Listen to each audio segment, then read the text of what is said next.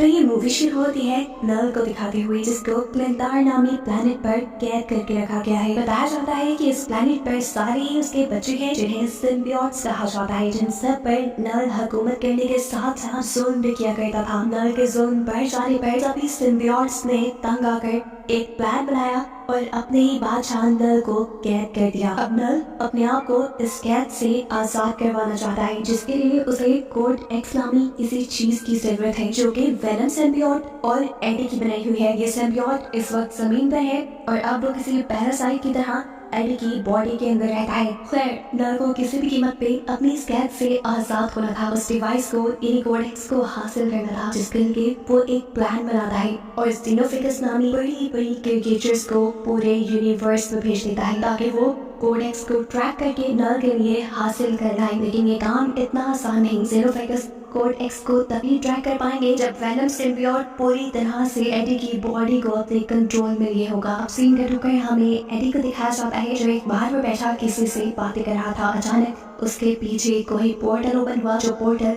उसे अपने अंदर खींच के ले गया और मालूम हुआ कि वो अब एक दूसरे यूनिवर्स में पहुंच चुका है। इस यूनिवर्स में भी है वो इस वक्त प्लेनेट अर्थ पर ही, और एक शॉकिंग बात उसे ये पता चली है कि पूरी दुनिया उसे और उसके वेनम सिम्बियोट को ढूंढ रही है। लेकिन यहाँ पर एडी और वेनम ये फैसला करते हैं कि वो न्यूयॉर्क जाएंगे और एक खास आदमी को ब्लैकमेल करेंगे जो इस सारी सिचुएशन से उनको बाहर निकाल सकता है। अब इससे पहले कि ये लोग इस शहर से निकल पाते, ये दोनों देखते हैं कि कुछ लोगों ने मासूम डॉग्स को पकड़ा हुआ था, जिन्हें वो फाइटिंग कंपटीशन के अंदर लेकर जाने वाले थे। ऐसे इन डॉग्स की जान खतरे में थी और इन डॉग्स को बचाने के लिए एडी और वेनम सिम्बियोट इन लोगों से लड़ने लग जाते हैं। वेनम सिम्बियोट के लिए इन आम इंसानों से लड़ना कोई बहुत ज्यादा मुश्किल नहीं था। उसने बड़ी आसानी से सभी लोगों को अपने कंट्रोल में कर लिया और आखिर में इन सब के सर पे खा लिए, जिसके बाद फाइनली इन दोनों ने उन गुंडों के चुंगल से डॉग्स को भी आजाद करवाया और अब ये तैयार थे न्यूयॉर्क जाने के लिए। अब रास्ते में देखने को मिलता है कि वेनम सिम्बियोट ने एडी की बॉडी के ऊपर पूरी तरह कंट्रोल लिया हुआ था, जिसकी वजह से उसके आसपास मौजूद जेनोफेगस को उनकी लोकेशन के बारे में पता चल जाता है। पहले इस सीन कट होकर हम एरिया 51 को देखते हैं, जो एक अंडरग्राउंड फैसिलिटी है। इस फैसिलिटी के अंदर देखने को मिलता है कि एक लेडी साइंटिस्ट ने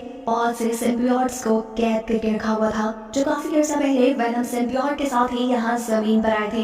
यही लेडी साइंटिस्ट के साथ हम रेक्स नामी एक सोल्जर को भी देखते हैं, जो सिम्बियोट्स के ऊपर ही स्टडी करने के लिए यहाँ आया था और वो ये जानना चाहता था कि आखिर क्यों ये सिम्बियोट्स दुनिया पे आए थे और वो दुनिया से यूनिवर्स से चाहते क्या है। लेडी साइंटिस्ट रेक्स को सिम्बियोट्स के बारे में बताने लगती है, जो किसी पैरासाइट की तरह किसी दूसरी क्रिएचर के साथ रह सकते हैं। और इस टाइम लेडी साइंटिस्ट किसी ऐसी क्रिएचर की तलाश में है जिनके साथ ये सिम्बियोट्स अपना अच्छा रिलेशन बना ले, लेकिन अभी तक वो इस मिशन में कामयाब नहीं हुई। यहीं पर अब लेडी साइंटिस्ट को खबर मिलती है कि उन्हें एक ऐसा आदमी मिला है जिसका ऑलरेडी सिम्बियोट से काफी अच्छा रिलेशन है, लेकिन यह आदमी उनके साथ कोई कोऑपरेट नहीं कर रहा, यानी उन्हें कुछ सिम्बियोट्स के बारे में ज्यादा इन्फॉर्मेशन नहीं दे रहा, उनसे बात नहीं कर रहा। मालूम होता है कि ये आदमी सिम्बियोट्स के बारे में बात इसलिए नहीं कर रहा क्योंकि जिस सिम्बियोट के साथ उसने अपने आप को सिंक किया था, उस सिम्बियोट ने उसे मरने के लिए अकेला छोड़ दिया। यहाँ पर लेडी साइंटिस्ट इस आदमी को एक और सिम्बियोट देती है सिंक करने के लिए, कि अपने साथ रिलेशन बनाने के लिए, और साथ ही उसे ये भी बताती है कि ये सारे के सारे सिम्बियोट एक नल नामी क्रिएचर के बच्चे हैं और कैसे अपनी बेहिसी के चलते नल इन सारे सिम्बियोट्स को मारना चाहता था, लेकिन इन सारे सिम्बियोट्स ने बगावत की और मिलकर नल को ही कैद कर दिया और खुद वहां से आजाद हो गए।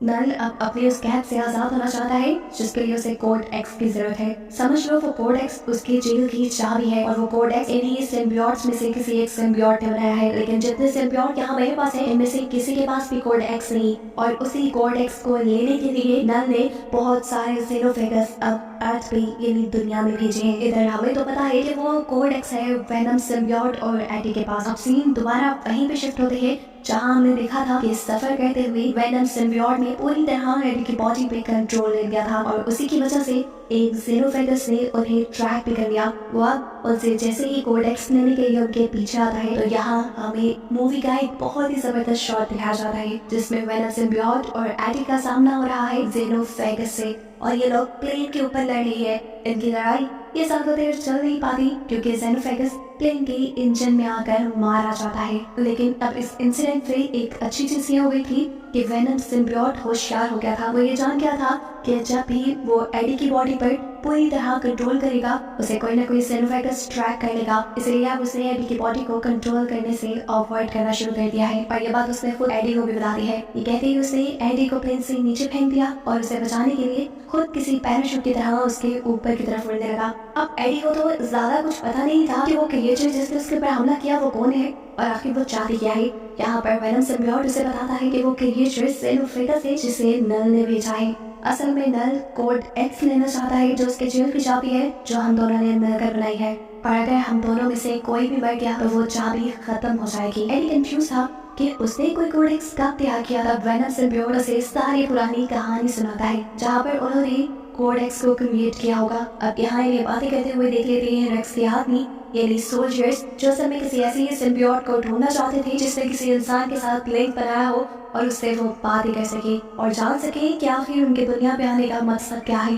एडी खुद इतना ज्यादा ताकतवर नहीं था, लेकिन जैसे तैसे करके उसने इन सोल्जर से बचने की कोशिश की और अपने आप को बचाने के चक्कर में उसने गलती से एक सोल्जर को भी मार दिया। उसकी हमेशा से ताकत उसका सिम्बियोट ही रहा था, लेकिन अब सिम्बियोट उसके ऊपर पूरी तरह कंट्रोल नहीं सकता था, क्योंकि अगर वो ऐसा करता तो कोई ना कोई xenophagus उनको ट्रैक कर लेता और उनके लिए मुसीबतें और ज्यादा बढ़ जाती। इसी सारी लड़ाई के चलते हम देखते हैं कि एडी गलती से पानी में गिर चुका है। तैरने की उसमें ताकत नहीं थी और अगर उसे बचाना था तो वो वेनम सिम्बियोट को ही बचाना था। वेनम सिम्बियोट उसे बचाने के लिए यहाँ ना चाहते हुए उसके ऊपर पूरी तरह कंट्रोल कर लेता है और ऐसे काफी सारे xenophagus उन्हें ट्रैक कर लेते हैं। अब यहाँ इससे पहले कि xenophagus इनके ऊपर हमला कर लेता ये लोग होशियारी दिखाते हैं और पानी से निकलने के फौरन बाद ही वेनम एडी की बॉडी को छोड़ देता है, जिसकी वजह से xenophagus उसे देख नहीं पाता और झुंझला कर वो यहाँ काफी सारे सोल्जर्स को मार देता है जो एडी और वेनम के पीछे ही पड़े थे।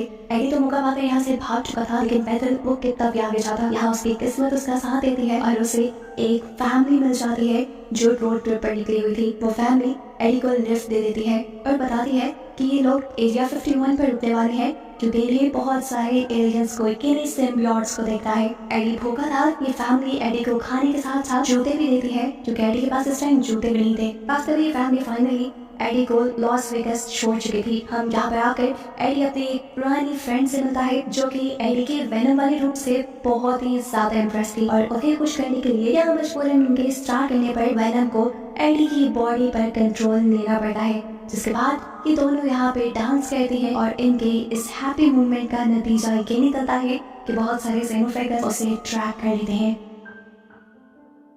अब इससे पहले कि यहाँ पर ही लड़ाई शुरू हो जाती वेनम एक और मर्तबा अक्लमंदी दिखाता है और एडी की बॉडी को छोड़ देता है, जिससे सारे xenophagus कंफ्यूज हो जाते हैं। एक तो अच्छा काम हो गया, लेकिन जैसे एडी की मिस्टेक कम होने भी नहीं आ रही। यहाँ पर मालूम हुआ कि लॉस वेगस के अंदर भी रेक्स ने एडी को देख लिया है। बस फिर क्या था, रेक्स और उसकी पूरी टीम ने एडी को पकड़ लिया। उन्होंने एडी और उसके वेनम सिम्बियोट को अलहदा कर दिया और फिर जब एडी की आँख खुली तो वो एरिया 51 के अंदर था। यहाँ एडी के साथ एडी की ही जैसे एक और इंसान जिसे कैद किया गया था, जिसका एक सिम्बियोट के साथ रिलेशन भी था, वो एडी को बताता है कि नल जो इन सभी सिम्बियोट का किंग है वो पागलों की तरह एडी और वेनम सिम्बियोट को ढूंढ रहा है और ये खबर तो पहले से ही एडी को थी। यहाँ पर हम देखते हैं कि रेक्स जो कि सोल्जर है वो बहुत ही ज्यादा खुश है क्योंकि एडी और वेनम सिम्बियोट का रिलेशन अभी तक काफी अच्छा है और उसे एडी की मदद से काफी सारी इंफॉर्मेशन मिल भी सकती है। वो अब इस जगह का सारा कंट्रोल अपने हाथ में ले लेता है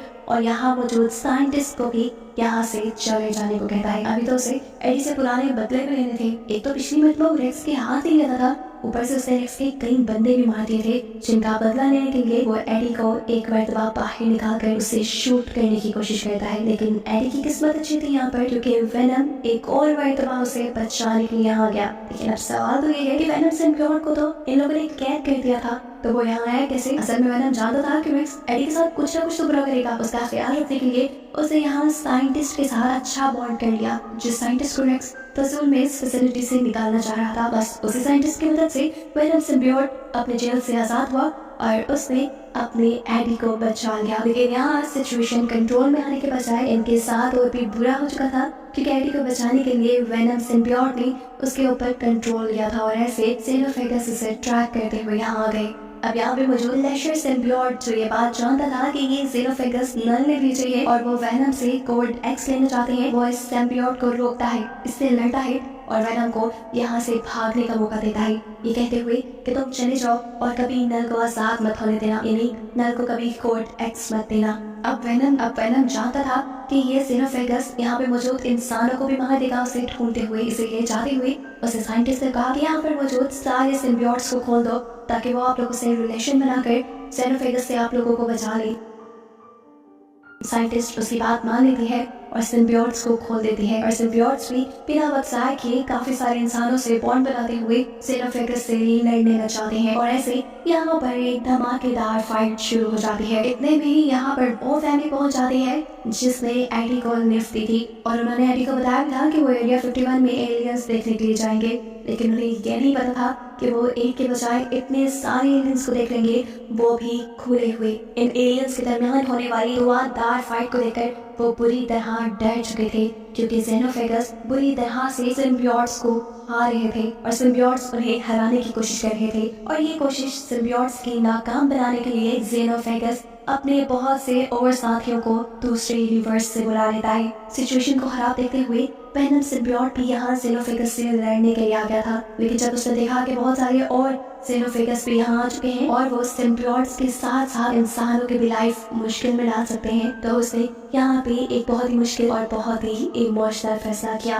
वेनम सिम्बियोट एडी से कहता है, देखो इन सारे जेनोफेगस को कंट्रोल करने का सिर्फ एक ही रास्ता है, वो है हम दोनों में से किसी एक की मौत, जिसकी वजह से वो कोड एक्स तबाह हो जाएगा और ये लोग इस दुनिया से चले जाएंगे। एडी सबके लिए बिल्कुल तैयार नहीं था। एडी के फैसले का वेनम इंतजार नहीं कर सकता था क्योंकि जिन एक दो जेनोफेगस को इन्होंने मारा था वो भी अपने आप को रीजनरेट कर रहे थे। इन सभी लोगों को बचाने के लिए और सिचुएशन को संभालने के लिए वेनम अपना एक बड़ा सा रूप दिखाता है और इन सारे जेनोफेगस को अपने में लपेटते हुए एक मशीन की तरफ बढ़ने लगता है, जो मशीन हाई टेम्परेचर की मदद से एलियंस को मारने के लिए बनाई गई थी और इसे एक्टिवेट करने का काम वेनम रेक्स को कहकर गया था। सारे जेनोफेगस के साथ साथ वेनम के भी उस मशीन में जाते ही रेक्स उस मशीन को एक्टिवेट कर देता है, जिसकी वजह से वहाँ एक बहुत बड़ा ब्लास्ट होता है और ऐसे जेनोफेगस के साथ साथ वेनम भी मारा जाता है और यहाँ काफी सारे लोग बेहोश हो जाते हैं, जिसमें एडी भी था। एडी को जब होश आया तो उसे ये मालूम हुआ कि उसका दोस्त यानी वेनम सिम्बियोट अब जिंदा नहीं बचा और ये सुनकर